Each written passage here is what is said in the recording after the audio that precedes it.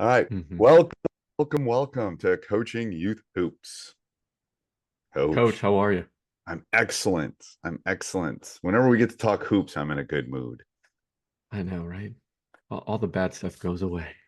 All the bad stuff goes away. Yes. All the Right? work that I have to do around the house and things to House do list chores. Yeah, absolutely. doesn't stress me quite as much. All right. And So and when I tell my wife that I'm doing a podcast, she goes, "Oh, okay."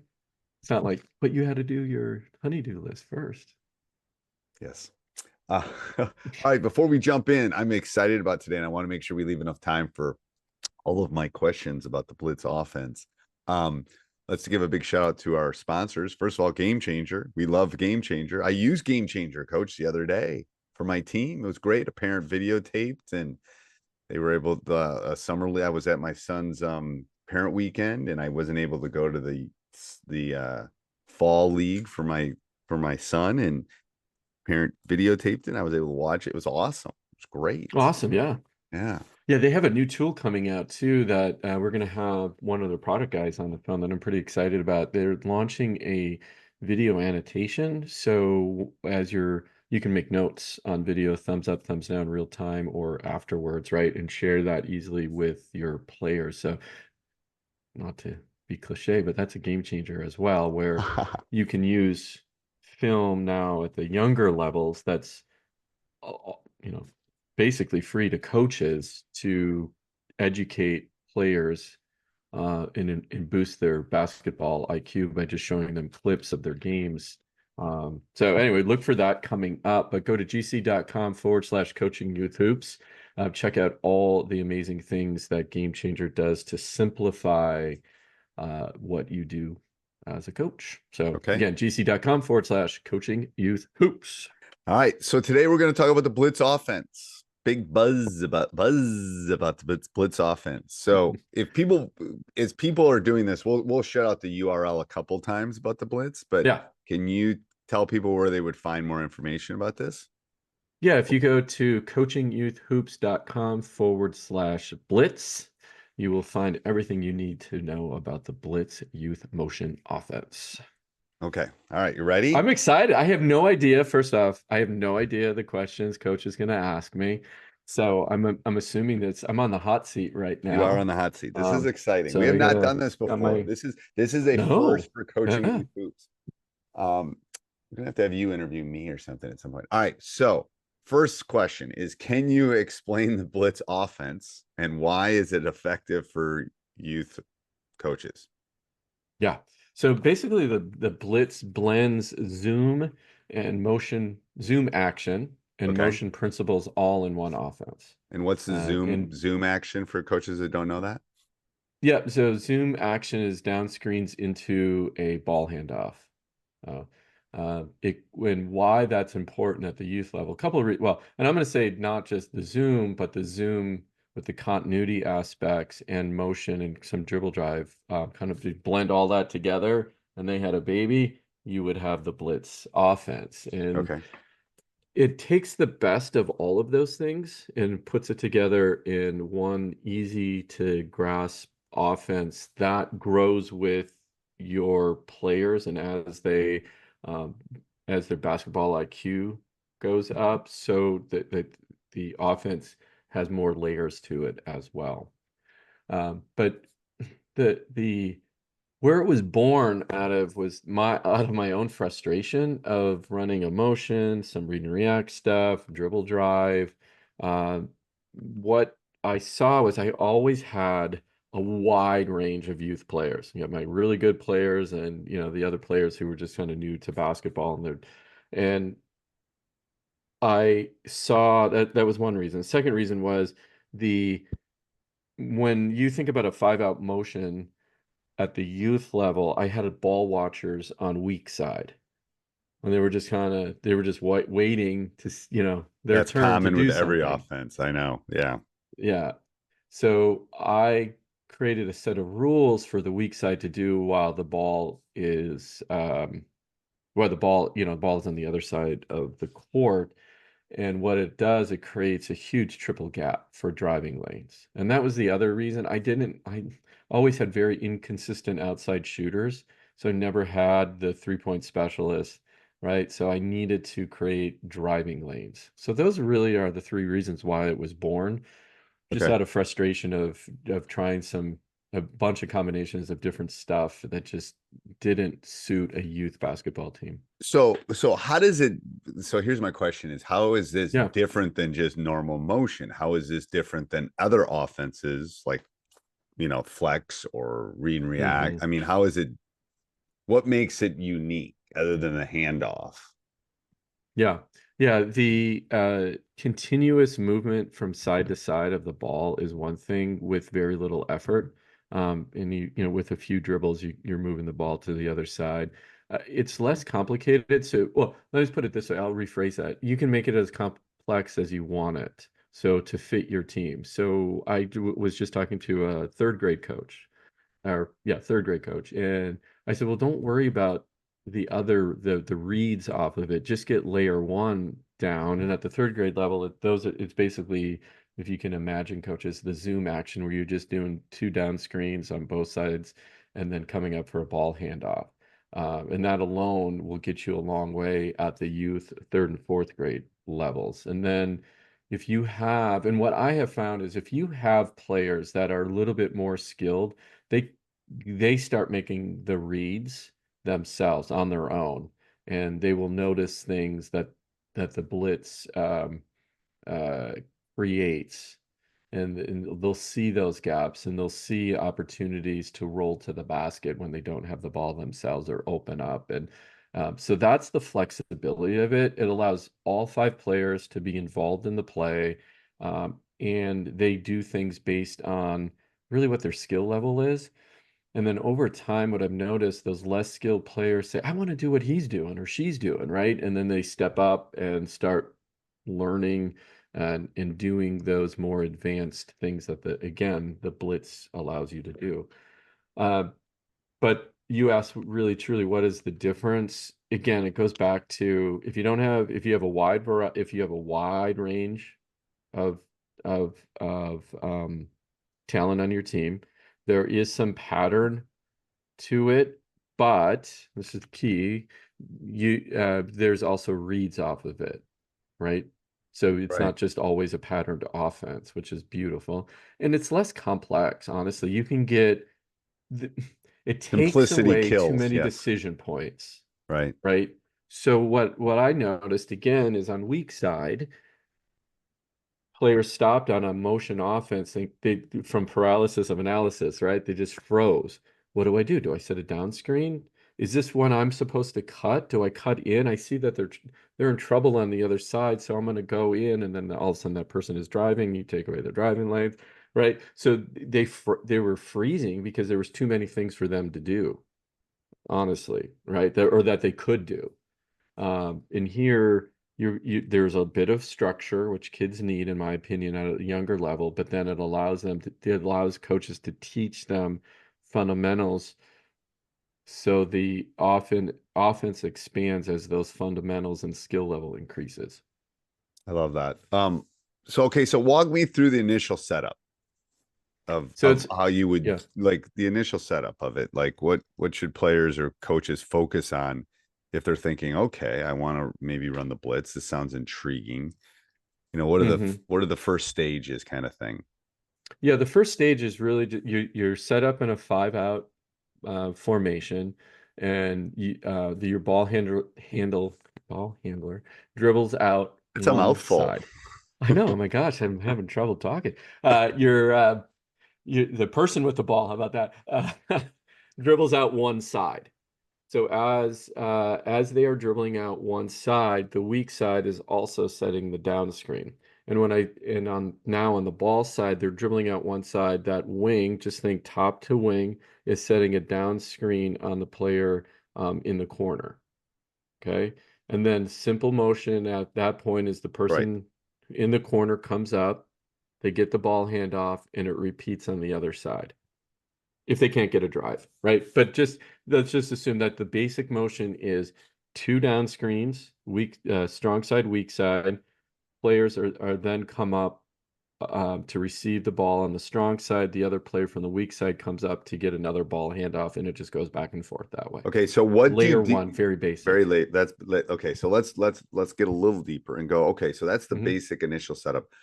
How do defenses try to stop this? Do they double? Like what's the counters when because every defense is trying to stop an offense.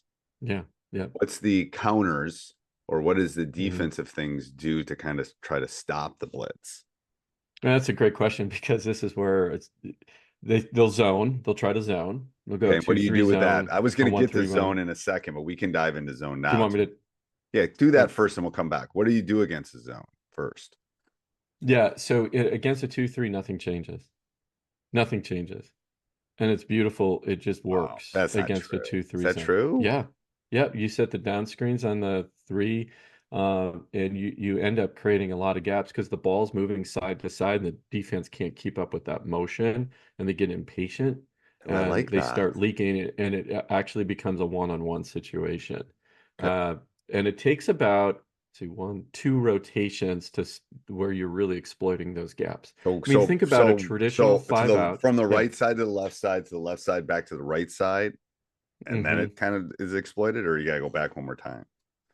Usually in the second rotation back, Patient. like you said, Okay. you're going to get a Okay. gap that's Okay. opened up and you penetrate the gap. I mean, think about how we used to teach how do you beat a zone? You overload one side, you do Right. skip passes, Movement. uh, penetrate the gaps, move the ball quickly, right? Right. You know, so that it takes away all of that. You just have to teach one offense. So you got Okay. your man to man and then your zone.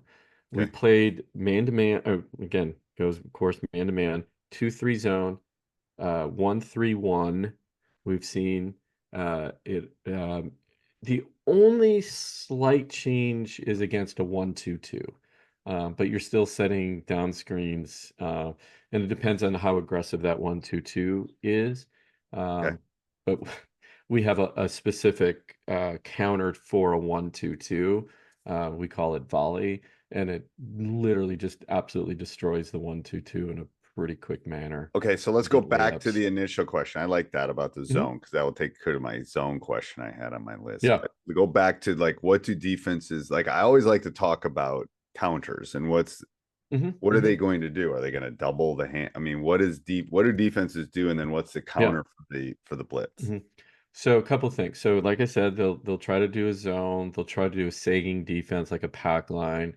They'll try to push the person coming up from the corner out high so they can't get the ball handoff. Uh, I mean, of course, they'll try to double the person with the ball during the ball handoff, but not as much as I had expected that they would. The biggest thing is pushing that person either trying to do the ball handoff high, right towards midline, or the person coming up to receive the ball handoff. They'll force them out. Does that make sense? Yeah, yeah, that does. Okay. Yeah, So then do you want the counters to those yeah, things? yeah. Okay. So against the zone, we talked a little bit about that. You at 2-3, you run about the same. A one Right. three one, there's a little bit of nuances, but it just changes where you set the screen. Um, and then where some of the more simpler things is, let's say the person coming up from the corner is getting pushed high, they back cut. Okay. They back cut immediately as Yep. they're coming up because the defense is right in their face. There's also what we call a messy keeper where the person still comes up and the ball handler keeps the ball, um, rotates, pivots into the defender, and it allows the person coming up from the corner a wide open layup if Okay. it's executed correctly. So it's called messy keeper. It's inside of the blitz. Very, very specific counter. It's one we run a lot because we see that they're trying to jump and get in between the ball handler and the person coming up from the corner. Um, the other option is, or the other, where they're trying to push the ball handler who's coming across from ball side to weak side. They're trying to push them high towards the midline. What we do there is we teach a square retreat dribble attack, because the gap was naturally created because they pushed our player high. So Okay. that just comes down to a smart ball handler or one move. We literally practice the retreat dribble every practice. Just There isn't a practice that goes by that we well, don't that leads into work my on that. next. That kind of leads into my next question because I'm hearing these coaches in my head going, "Oh, this sounds really Yeah, intriguing, and I like it that it can work against a zone and it can work." I mean, this is what I would be thinking, and I'm learning this along with them. So yeah. how do you implement like what drills you do, what practice things you do? Because that's the next Hmm. step. It's like, oh, this is intriguing. I'm always wondered about my anyway. Yeah, what would be your bit of advice with that for youth coaches teaching the blitz? Like, how does it work yeah, in no, it's a good. practice? Yeah, it's a great question. So, one of the things I highly advise is it does not matter what offense you run. I don't care what it is. If you can't put the little ball in the big hoop, if you can't dribble, it really doesn't matter what you And have. shoot, you can't dribble, you can't win. Yes. Yeah. So at the younger levels, third, fourth grade, of course, even fifth grade, I don't care what offense I'm implementing for that day. The majority of that practice, let's say it's a 90-minute practice, is ball handling, shooting, and ball handling under pressure, shooting, layups, finishing moves, just learning the fundamentals, and with a little bit of the blitz and defense and things like that, right? So that's Okay. we Yep. work on at the third grade level. I just day one, they learn it in about 10 minutes Okay. max, right? Down screen, come up, ball hand up, down screen, come Yep. up, ball hand up. And then you can teach them, okay, we'll look for the gap, drive, penetrate, right? Then we start layering it on that way. But typically what we do is we break it down into quarter court. So we're doing 3-on-0 drill to start, and then a 3-on-1, 3-on-2, and then 3-on-3, just quarter court. So half of the half, right? Right. We want to confine space, limit on what they can do. So it literally Constraints. You're putting builds constraints on and things. putting Yes. constraints on them. That's right. Yep. And yeah, we just would kind of rotate through the 3-on-3 because I want some defense, of course, on there, and we ratchet the defense up. Hey, just play ghost defense to start, just till we get the flow, and then play a little harder and a little harder, and okay, now we go live, right? But you got to stay in the quarter court. So we just do breakdown drills of the simple zoom action to a ball handoff, and we work on a ball handoff and a pitch. The ideal situation is a pitch, and my older players will do a pitch versus a ball handoff because we don't want to stop the momentum of that person running up from the corner to come and get the ball, and it creates better opportunities off of a pitch versus a ball handoff. Ball Okay. handoff is a jump stop, right? And you just turn and hand the ball off. A pitch is you're throwing it to the person as they're coming up. Okay. Couple more questions, a couple quick ones. How do Yeah. you deal with pressure, either in the full court or the half court? And is the blitz work for that? Like, because in the youth level, there tends to be a lot of trapping or pressure or presses or aggressive Hmm. defense kind of thing. How does it work versus that? So just like with any defense, right? If you got, I mean, offense, pressure is tough, right? Let's just talk about it in the half court. Pressure is tough. So we have a few counters if they're really, if the, they're sending two on the ball, even, right after half court. Um, we have, they literally just created the gap for us. So we get it to, I have the kids still run the down screens and come up for the pass at the top of the key instead of a ball handoff if they're getting pressured. Uh, Okay. so that's one counter that we do with pressure. Now in the full court pressure, I hint about it. I have the best press break that man has ever created. I would Um, disagree. I think my press break is the best press break ever. We should do a press break thing. That'd be yeah, we great. should. Yeah, Yes. I need to. I need. Yeah, My press break is that's never, the no only one in thing I 20 hold years on to is ever my broken press my break press because break. it's so good. I Yeah. think mine's better. I don't know. I What's don't know it? what yours is. Mine has never I been actually don't. Is yours the four across? the sideline. Yeah, sideline. Yeah, yeah, yeah, Yeah. yeah. That's right. Yeah. Yeah. It's always worked. It's always gotten my Hmm. best ball handler of the ball moving in the right direction. Anyway, there's a tease for you people. Keep listening. Yeah, there we go. Yeah. All right. Yeah. So the last question is mistakes. Are there any mistakes or misconceptions or issues that people have about the Blitz that you would want to squash or Oh, help with? that's good. Yeah. These are Another good good question. questions, aren't they? Yeah, they're really good questions. Way Yeah, to go, thank you. coach. Yeah.